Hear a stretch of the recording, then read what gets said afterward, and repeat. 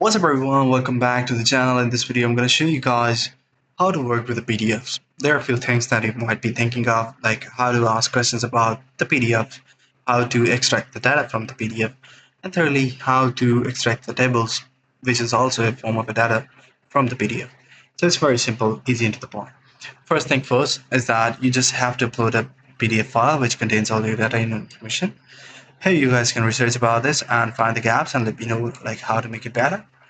Then it will give you complete guide and summary of what's inside the documentation PDF. So there are two questions already answered, like how to extract the information from the PDF. So we already have that.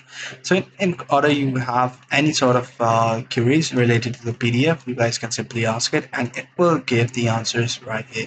You don't have to worry about it. Just type in the questions and you will be able to ask it and it will give you the results like notebook LMs do.